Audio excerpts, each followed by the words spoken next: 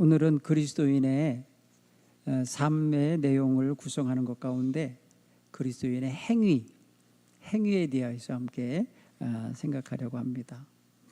오늘 성경 마태복음 5장 16절에서는 너희의 착한 행실을 사람들에게 보여주라고 표현했어요. 착한 행실, 행위 가운데 우리가 질적으로 착한 게 있고 악한 게 있다는 거 아시죠?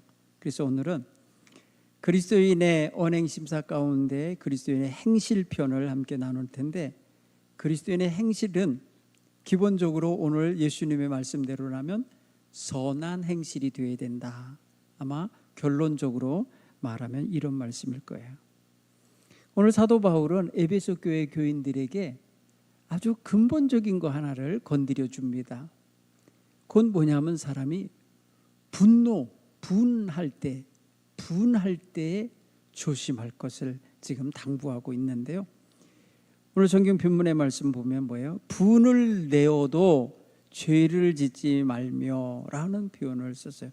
분을 내어도 죄를 짓지 말라. 분이 날 수 있죠. 의분이 됐든지 그냥 우리 자신의 어떤 감정에 있어서 악한 감정이든지 분이 날 수는 있어요. 근데 분이 났을 때에 이 분노가 확 불사라져서 죄로 번지도록 하지 말라는 거죠. 죄가 되지 않게 하라.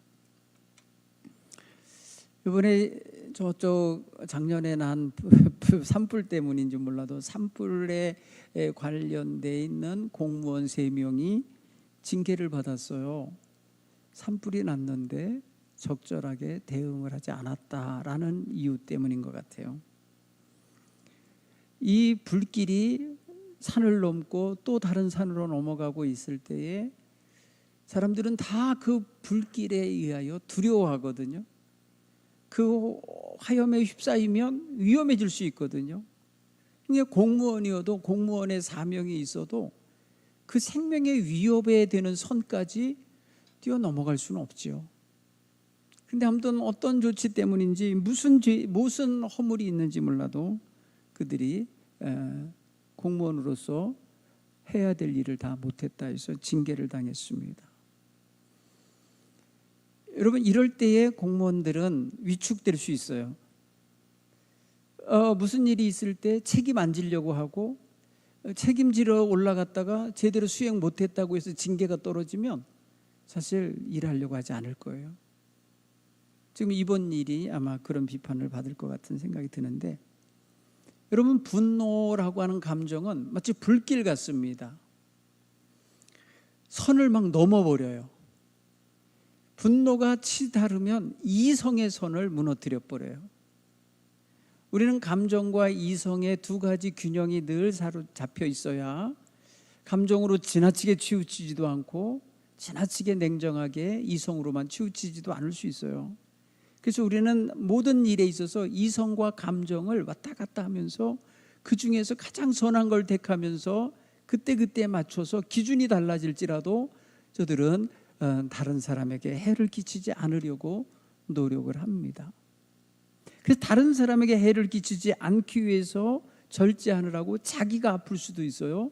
자기가 손해를 볼 수 있어요. 손해가 되는 줄 알면서도 감정 폭발을 자제할 수 있어요.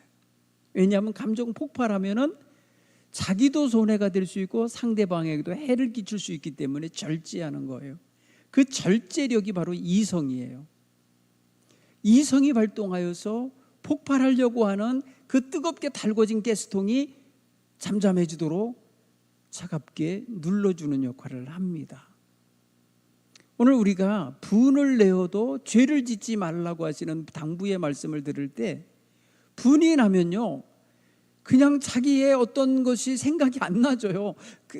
뭐랄까요, 판단이나 기타 어떠한 이성적인 사고가 잠시 마비가 되듯이 멈춰버리고 폭발을 하면 그때부터는 수습하기 어려운 제2, 제3의 문제가 터집니다. 행동이 거칠어질 수 있어요. 이 분 때문에 행동이 거칠어져요. 여러분, 그래서 이 사회를 사회학자들이 분노 사회라고 진단을 한 적이 있어요. 분노 사회다. 그래서 그 분노가 있는데 불특정 다수를 향하여 폭발하는 경우 커다란 사고가 나는 거예요. 뭐 지하철에 불을 질러버린다든지 말이에요. 그냥 차를 몰고 그냥 인도로 막 달려버린다든지, 누구 특정한 대상을 놓고 보복을 하는 게 아니라 불특정 다수를 향하여 분노를 폭발하는 이런 증상이 나타나는 사회 뭐랄까요? 그 어떤 심리적 병리 현상이 있어요. 그런데 이 나라를 진단하면서 분노 사회라고 표현했어요. 여기저기 분노하는 집단들이 많아요. 여러분, 거리에 나와서 데모하는 사람들, 그 마음속에 분노가의 감정이 있어요. 억울한 감정들이 있거나 분노의 감정이 있어서 그것을 폭발시키는 모습들이 이 사회에 아주 만연되어 있다는 거예요. 여러분, 특히 덥거나 막 이럴 땐 더 예민해져서 불쾌지수가 높아서 더 그런다고 하죠. 그래서 여름철이면 더 바깥에서 벌어지는 이런 거친 죄악된 행동들이 많이 발생하는 걸 알 수 있어요. 그런데 여러분, 분노의 감정 그 자체는 죄가 아니에요. 그거로 인하여 파생되는 것들이 죄가 되는 거예요.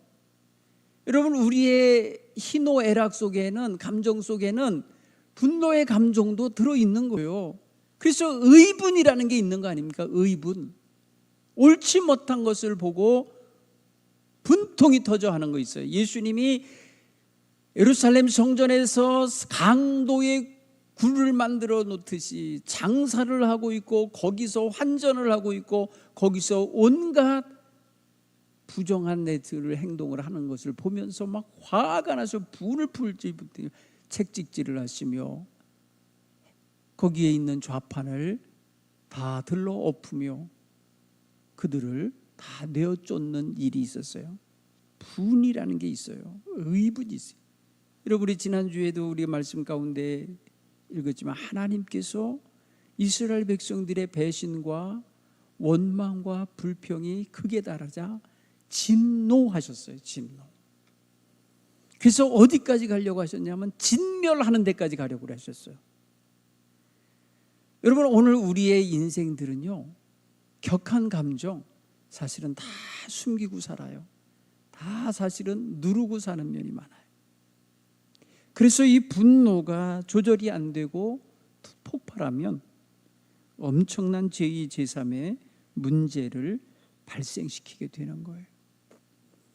그래서 사실은 분노의 감정이 우리의 마음 중심을 휘잡고 거기에 장악하게 되면은 우리의 마음은 하나님 없는 마음, 자기 자신의 욕망과 분노와 자기 기준과 자기 자존심과 자기에 대한 애착과 자기의 억울함이 가득 차게 돼요.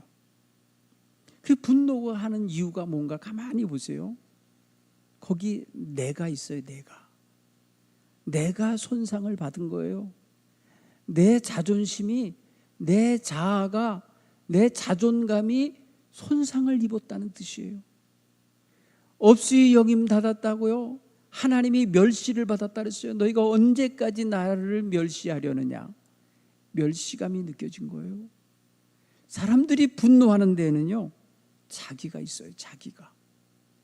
그 자기가 하나님을 대신하여 판단하고 행동하는 주체가 돼버리면 어마어마한 파괴가 나오고 어마어마한 상처가 나오게 돼 있고 어마어마한 공격성이 표출되게 되는 거예요.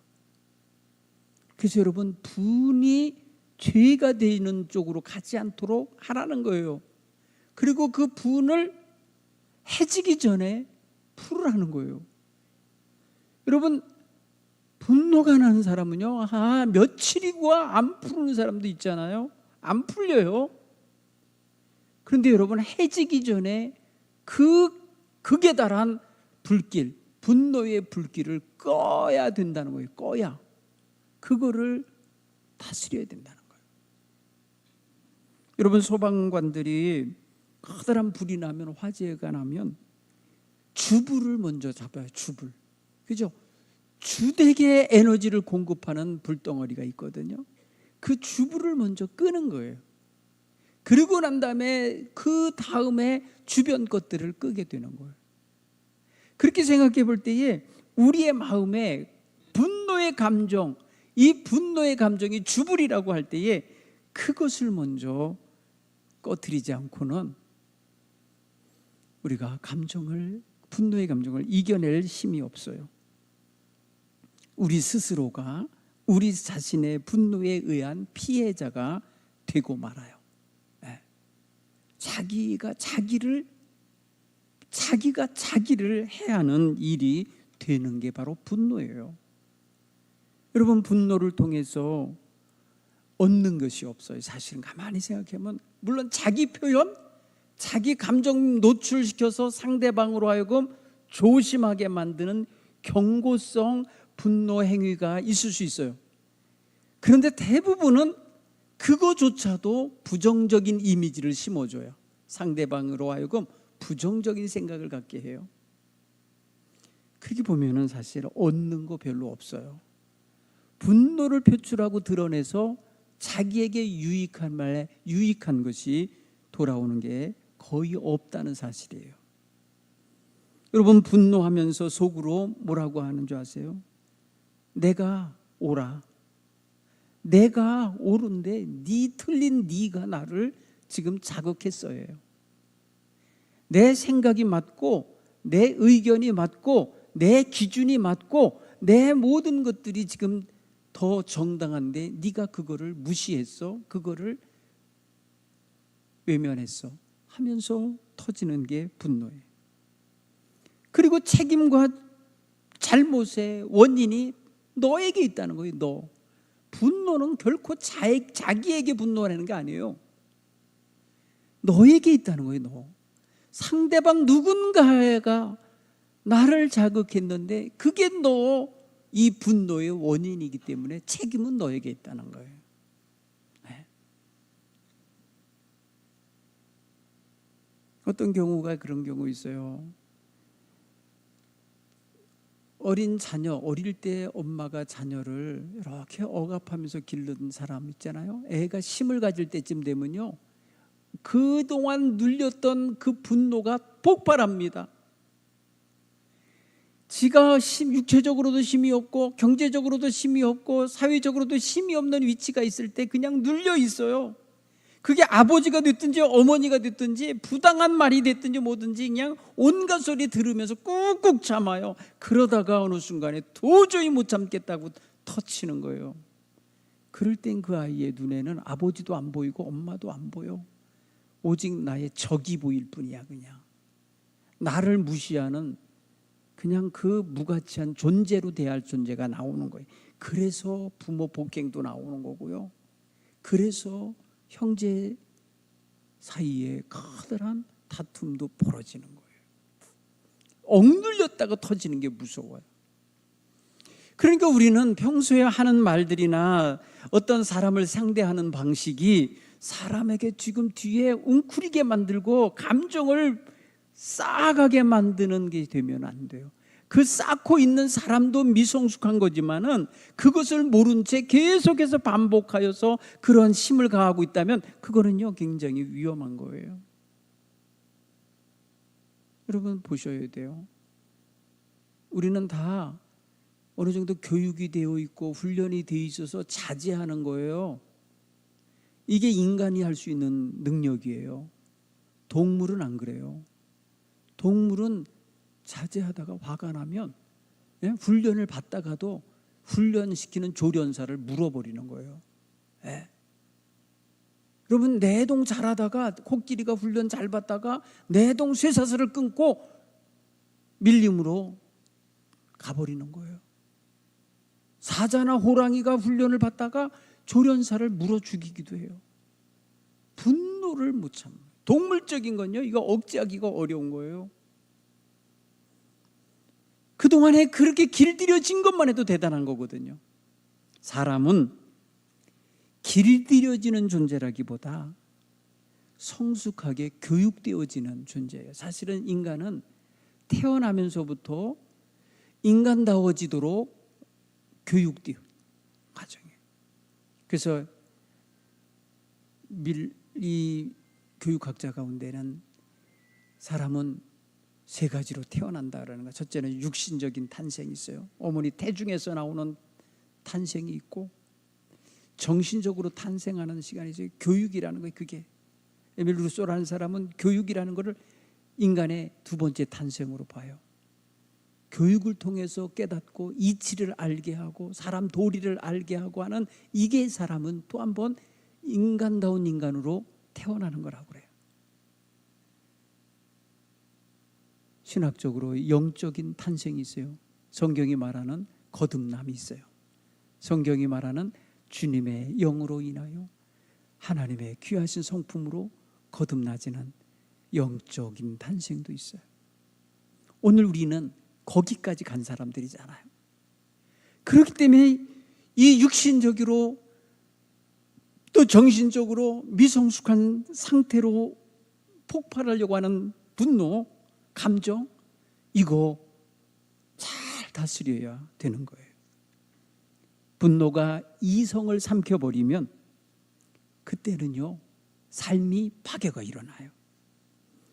가장 먼저 파괴하는 요소가 뭘로 나오느냐면 강한 눈빛과 주먹질과는 폭력성과, 그리고 입에서 나오는 거칠고 예리하고 저주스러운 언어입니다. 여러분, 분노가 그렇게 만들어요. 그렇게 양 같은 사람이, 그렇게 여러분 곱게 고운 사람이 분노가 폭발하니까 정말 그 밑바닥에 가라앉아 있었던 그 분노의 감정이 쏟아나오니까 더러운 것들이 함께 나오는 거예요.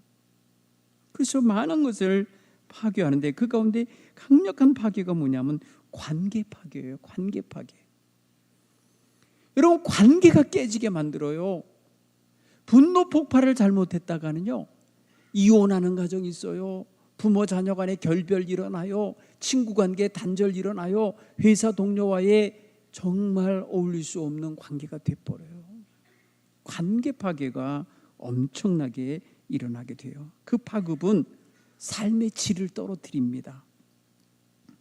그렇기 때문에 우리는 분노가 일어날 때에 이게 내 생 전체를 불태울 수 있는 불덩어리라고 여길 수도 있어야 돼요. 내 속에서 분노가 끓을 때에 그 분노의 대상을 향하여 저주하거나 그저 욕설 한마디 해갖고 다 풀어지고 깨끗해진다면 좋겠는데, 그렇지 않아요. 그 분노는 결국은 내 삶을 안에서부터 불태워 재가 되게 한다고요. 그러므로 분노는 다스려져야 할 감정 가운데 가장 무서운 감정 중에 하나인 거예요. 그래서 하나님, 예수님께서는 이 분노하는 거 있잖아요, 자기 형제 아주 가깝잖아요. 형제에게 분노하는 거, 이거 형제를 살인하는 거와 같다고 표현한 거예요. 심판을 받을 거라고 엄히 말씀하고 계신 거예요. 그래서 잠언에서는 잠언 4장 23절에 무릇 지킬 만한 것보다 무엇보다도 네 마음을 지켜라. 거기서 생명의 근원이 나오기 때문이라는 거예요. 그러니까 여러분, 우리의 생이 윤택하여지고 생이 발전적이고 생이 생기 있어지려면 우리 속에 있는 이 불덩어리, 이것을 잘 컨트롤해야 돼요. 여러분, 불을 잘 다루면요, 큰 에너지가 되는 거예요. 분이라고 하는 것이 나쁜 의미에서만이 아니라 다른 데로 하면 열정하고도 연결이 돼요. 그게 그 분노로 포박을 될 그 힘이 선한 방향으로 불이 붙으면요, 그게 열정이 되는 거 아니에요. 열정은 나의 생을 살려냅니다. 나의 생을 발전시킵니다. 나의 생을 아주 추진력 있게 해서 성장하고 아름다운 성공의 길로 가게 할 힘이 되긴 해요. 근데 이게 분노 쪽에 가서 불이 붙어서 그 뜨거움이 나의 삶을 파괴해버리면 그때는 모든 게 다 끝나는 거예요. 모든 게 다. 잘 가던 것이 그 분노를 다스리지 못해서 부부간에, 부모 자녀 간에 상당히 커다란 간극을 만들어내게 되는 거예요. 상처, 분노에 되어진 상처는 불에 대한 화상보다 더 깊어요. 엄청난 흉터를 남깁니다. 엄청난 데미지를 만들어냅니다. 따라서 평소에 신앙심으로, 평소에 도덕심으로, 평소에 예절과 체면으로 눌러놓았던 자기의 속에 용광로같이 끓고 있는 분노의 감정, 그 압력이 차고 차다가 어느 날 가스 분출을 못 시키고 그냥 폭발하면 엄청난 사건이 벌어지는 거예요. 분노에 사로잡힌 사람들이 죄악으로 가는 케이스가 많아요. 그래서 사도 바울은 그것을 아는 거예요. 분을 내어도 죄짓지 마라. 여러분, 분을 내어도 죄짓지 않는, 분을 내는 거는 감정이에요. 죄짓지 않으려고 하는 건 이성이에요. 여러분, 이게 얼마나 어려운 거예요. 분노가 막 일어나는데 죄짓지 말아야지 생각할 수 있어요? 아, 죄짓지 말라고 그랬어 하고 이성이 그때 막 작용을 하면 얼마나 좋아요. 분노가 일어날 때. 어떤 사람 그러잖아요. 그래, 내가 주먹이 운다. 내 주먹이 운데 내가 이를 갈며 참는다. 그래서 주먹질 하지 않으려고 참아야 한다 하고 글씨를 주먹 위에 쓴 거 아니에요? 문신으로 참을 인자 쓰고 참아야 한다. 왜? 주먹으로 인해서 벌어진 일이 너무 컸던 걸 경험한 사람이에요. 여러분, 분노에 사로잡힌 사람들은요, 무섭습니다. 왜냐하면 자기가 이미 속에서 파괴가 됐기 때문에 바깥에 있는 거 소중하게 여길 줄 몰라요. 자기 가장 소중한 자아가 지금 파괴되고 타버리고 있는데 바깥의 것이 눈에 들어와요? 바깥의 걸 소중히 지켜내고 싶어요?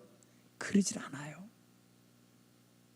그렇기 때문에 분노에 사로잡힌 사람이 죄악의 행위를 저지르는 건 마치 말이에요, 그 다음 단계로 이어지는 문이 저절로 열리는 것처럼 그런 바로 다음 단계의 모습이기도 한 거예요. 그러니 분노가 일어날 때 속히 우리 주님의 십자가를 붙잡으시며 기도하시며 자신을 다스릴 수 있는 힘이 있기를 간절히 소원하시기 바랍니다. 이거는 여러분 깊은 영성 훈련이 있어야 가능한 거예요. 깊은 영성이 있어야 가능해요. 독한 말, 남에게 상처 주는 말, 비난과 조롱의 말, 비꼬는 말, 과장과 왜곡의 말, 이게 다 어디서 나오는 줄 아세요? 분노의 감정이 슬슬 불타워지면서 지금요 폭발하기 직전에 나오는 소리들이에요. 이거 여러분 사인이 나오면 자기에게 이런 게 자꾸 나오는데 아주 서슴없이 나오고 있고 힘있게 나오고 있고 힘을 주어서 이런 말을 하고 있다. 여러분 그 사인인 줄 알고 얼른 여러분 찬물에 그 감정을 식히셔야 돼요. 네. 여러분 압력밥솥 밥 해보셨죠? 밑에서 가스불이 막 계속 열을 가해요. 안에서 수증기가 말입니다. 압축되어서 그 속에 있는 쌀을 다 익히고도 남았어요. 익히고도 남았는데 계속 밑에서 불이 나와요. 그러니까 이 밥솥 입장에서는 너무나도 힘든 거잖아요. 그러니까 그게 밀려 나오면서 위에 있는 꼭지를 흔들어요. 그렇죠? 흔들어요. 그때 이 사람들은 얼른 지혜롭게 와서 불을 줄이죠. 불을 줄여줘요. 식혀줘야 돼요. 그러고 난 다음에 가스를 빼야 돼요. 그 수증기를 빼야 되는 거예요. 여러분 우리 인생에 있어서 분노의 감정이 우리에게 그렇게 친절하게 사인을 보내준단 말이에요. 그냥 듣자마자 죽이니 살리니 하며 덤비는 게 아니잖아요. 처음부터 사인이 온단 말이에요. 여러분 그때에 놓치시면 안 돼요. 성경에 혀는 능히 길들일 사람이 없나니 쉬지 않는 악이요 죽이는 독이 가득한 것이라. 여러분 요 혀에 사인이 와요. 감정이 분발하면 이 혀가 가만히 있으려고 하질 않아. 그렇죠? 그때 여러분 얼른 상대의 인격을 존중하며 얼른 방향을 바꾸셔야 돼요. 분노의 현상이 바로 이런 거예요. 나중에 분노를 더 치고 난 다음에서 사과해봐야 소용없어요. 분노 후의 사과? 여러분 그거 완전한 사과가 이루어지지 않고 치유 회복이 잘 안 돼요. 부부간의 싸움은 뭐 칼로 물베기라고 그러는데 천만의 말씀이에요. 다 상처로 남아요. 그러니 분노를 자극하지 않기를 바랍니다. 여러분 말이 폭발하고 난 다음에 말이 거칠어졌던 말이 계속해서 거친 걸로 상대하여 상대방으로 하여금 가까이 오지 못하게 거의 가까이 오는 걸 두렵게 만들려고 합니다. 여러분 보통 그러죠? 그러면서 이루어지는 게 대화 단절이 와요. 대화 단절, 말이 끊깁니다. 부부 간에 또 친구 간에 아는 동료들 간에 말이 끊깁니다. 그거는 마음이 다쳐가고 있다는 사인이에요. 마음이 다치고 있다는 뜻이에요. 마음이 다치고 난 다음에 드러나는 건 싸늘한 냉기예요. 이제 무시한다는 뜻입니다. 무시한다는 거예요. 그 존재 가치를 이제는 나랑 무관하게 여기기 시작하는 거예요. 여러분 그러면 또 제2의 감정이 일어나는 거예요. 보복 심리가 일어나기도 하고요. 다시 감정에 불이 땡겨지기도 해요. 재발화가 되기도 해요. 여러분 이럴 때에 엄청난 행위의 죄가 유발될 수 있습니다. 우발적 살인이라는 것이 있어요. 어디까지 가느냐? 죽이는 데까지 가는 거예요. 여러분 누군가에게 생명을 빼앗을 만큼의 거친 행동까지 가는 게 분노에서 시작돼요. 그래서 사도 바울은 분을 내지만 여러분 그리스도인의 행실 가운데 분노가 따라다니면 안 돼요. 그리스도인의 삶의 행실에 그래서 분이 아니라 늘 친절과 사랑과 온유와 겸손이 따라가야 되는 거예요. 여러분 오늘 우리의 심령 속에 무엇을 버리고 무엇을 채워야 되는지가 느껴지시잖아요. 제가 왜 분노로 인하여 벌어지는 일을 길게 장중하게 얘기하냐? 이걸로 인한 파괴가 너무 심각한 게 많기 때문이에요. 오늘 저와 여러분의 삶 속에 정말 우리 주님이 함께 하시는 은혜가 있어서 실제로 우리 하나님의 은혜와 사랑이 정말 우리의 삶 속에 배어 있게 되기를 바랍니다.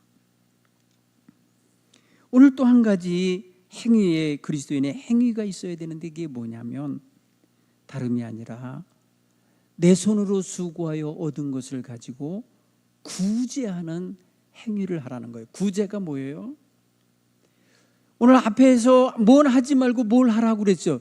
앞에서 하지 말라고 하는 게 뭐냐면 다시 도적질하지 말고 라고 표현했어요. 여러분 이 편지 누구한테 보낸 거예요? 에베소 교인들에게 보낸 편지예요. 교인에게 보낸 편지라고요. 그런데 교인 가운데 도적질하는 자가 있는 거예요. 그래서 뭐예요? 도적질하는 자는 다시 도적질하지 말고 라고 말해요. 도적질이라는 거예요. 여러분 도적질이 뭡니까? 우리는 구체적으로 도적질하면은 겉으로 보이기에 남의 물건을 훔쳐가는 행위들을 도적질이라고 할 거예요. 내 것이 아닌데 내 것처럼 가져가거나 소유하거나 먹어버리거나 취해버리는 걸 우리는 도적질이라고 그래요. 여러분 이건요 소유 욕구, 뭔가에 대한 욕구를 채우려고 하는 하나의 방식이기도 한 거예요. 도적질이라는 걸 여러분 누가 뭐 교과서 놓고 가르치는 적 없잖아요. 그런데 어린아이들이 문방구에 들어가서 학용품을 훔쳐간다는 거예요. 여러분 예전에 이게 바코드 안 달려 있었던 그런 물건들 있잖아요. 어린아이들이 문방구에 들어가면 얼마나 예쁜 것들이 많아요. 그걸 말입니다. 슬며시 집어갖고 나온다는 거예요. 한 번은 그냥 봐준다는 거예요. 그런데 두 번, 세 번 하면은 얘가 습관이 되는 걸 알고 그 품을 부른다는 거예요. 여러분, 도적질은요 어려서부터 이루어져요. 그 우리 속담에 바늘도적이 소도둑 된다는 표현이 있잖아요. 어려서 했던 버릇이 노인까지 가는 거예요. 그러니까 뭐예요? 삶의 어떤 어려서 가진 습관이 어른이 되어서도 그것이 형태가 바뀌고 규모가 바뀌고 종류가 달라질 뿐이지 그게 그대로 나타난다는 거예요. 그러니까 이런 거를 생각해 보면은 도적질하는 마음의 욕구는 근본적으로 요즘에 심리학자들은 뭐라고 그러냐면 결핍이라는 거예요. 결핍 내지는 불안한 감정을 도적질로서 대신한다는 거예요.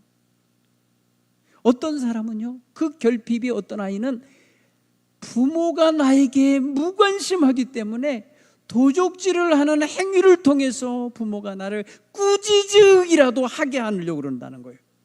꾸짖는 것 자체가 뭐예요? 관심이기 때문에 나는 이렇게라도 관심을 받아야 되겠어 해갖고 못된 짓을 한다는 거예요. 결핍이죠. 사랑 결핍이죠. 여러분, 우리가 결핍의 증거로서 도적질을 할 수 있어요. 그런데 탐욕, 욕구로서 갖는 도적질은요 점점점 커지고 악해지는 기질이 있어요. 나중에는 수단과 방법을 가리지 아니하며 결과를 얻기 위해서 하는 행동이 돼요. 여러분, 이게 무서워지는 겁니다. 그런데 오늘 이 예수 믿기 전에 에베소 사람들이 그 이방 사람들 무리 속에서 끼어 살면서 그들과 섞여 살던 일원이 되었었는데 그 습관을 그대로 가지고 교회에 들어와 있다? 교회에서 도적질을 한다? 여러분, 있을 수 없잖아요. 교회에 뭐 훔쳐갈 게 뭐가 있는지 모르지만 그 당시에 여러분, 도적질하는 자는 다시 도적질하지 말라는 건 결코 교회 안에서의 삶이 아닌 거예요. 교회 바깥에서의 삶이에요. 그래서 여러분, 도적질해 갖고 와서 헌금하면 되겠어요? 결코 그럴 수 없잖아요. 요즘에는 여러분, 도적질이 여러 가지 방법으로 이루어지는 거예요. 진짜로 자매 물건을 손을 대가지고 가져오는 것도 있지만요, 요즘에는 다른 사람을 속이는 방식을 통해서 다른 사람의 물질을 늑탈하는 경우 방법이 많이 나와 있어요. 요즘에 여러분, 보이스피싱이니 뭐는 게 다 도적질 아닙니까? 오늘 우리는 이런 면에서 남의 소유를 존중하지 않고 내 목적을 위해서, 내 욕구 충족을 위해서, 내 결핍 충족을 위해서 분별 없이 행하는 이런 것들에 대한 이런 단속하는 말씀은 너무나 귀한 크리스찬의 당시에 에베소 교회에서 그렇게 교육을 받고 나감으로써 성숙하게 사는 것은 너무나 바람직한 성숙한 시민을 길러내는 모습이에요. 여러분, 오늘날 우리 그리스도인들은 어디 가도 진실하고 선하게, 그리고 다른 사람에게 해를 끼치는 것이 아니라 다른 사람에게 유익을 끼치고 다른 사람에게 덕을 끼쳐야 되는 것이지 않습니까? 그런 면에 있어서 오늘 땀 흘려서 네가 수고해갖고 그 수고의 결실을 가지고 남을 구제하는 일을 한다. 이거는 극과 극인 거예요. 남의 것을 함부로 취하는 도적질하는 마음과 자기가 수고하고 땀 흘려서 얻은 것을 가지고 구제하는 마음은요 극과 극인 거예요. 하나는 자기만을 생각하는 마음에서 나오는 도적질인 반면에 구제는요 다른 사람을 돌아보는 마음에서 나오는 거예요. 사랑의 마음에서 나오는 거예요. 엄청나게 다르죠.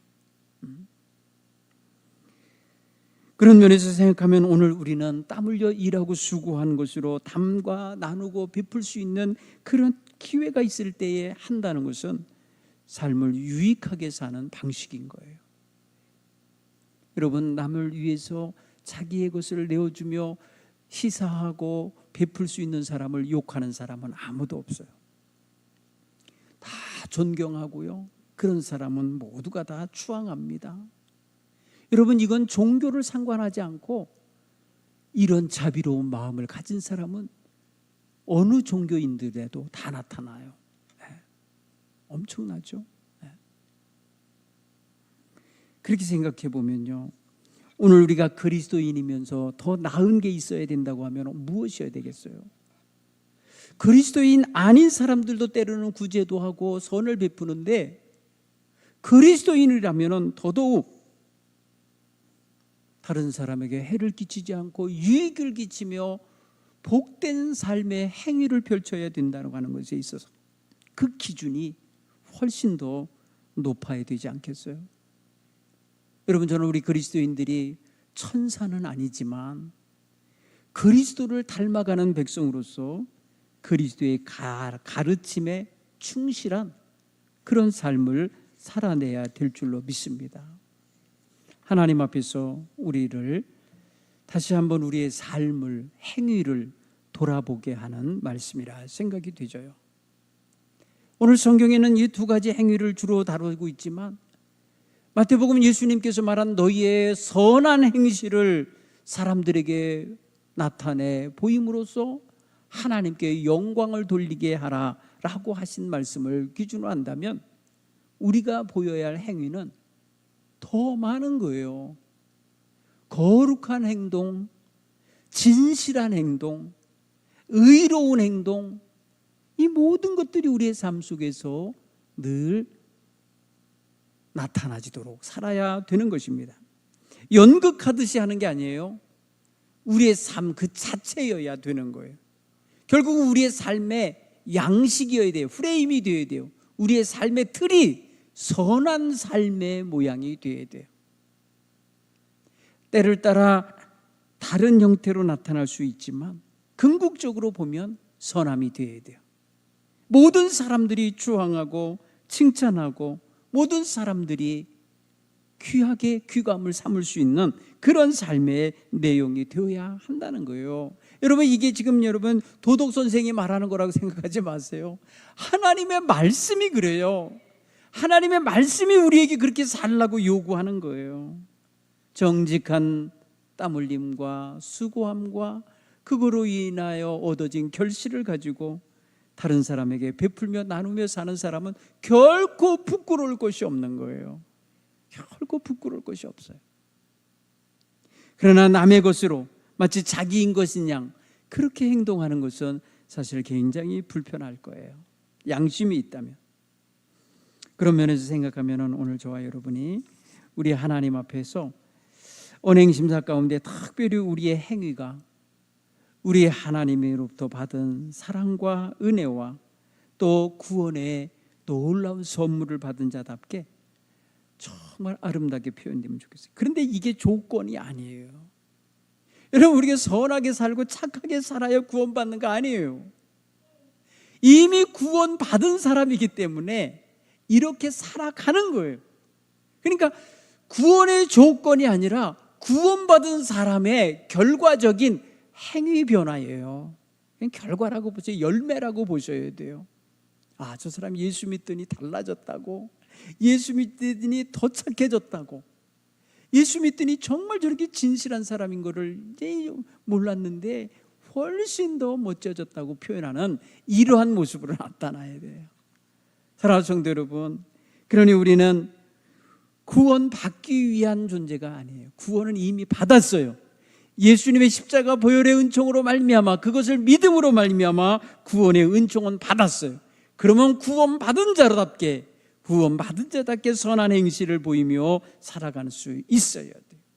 용서할 줄 아셔야 돼요. 진실할 줄 알아야 되고 인내도 할 줄 알아야 되고 사랑하며 헌신할 줄도 알아야 되죠. 오늘 저와 여러분이 정말 착한 행실을 통해서 하나님께 영광이 돌려지도록 살아가는 이런 멋진 그리스도인들이 다 되시기를 간절히 축원합니다.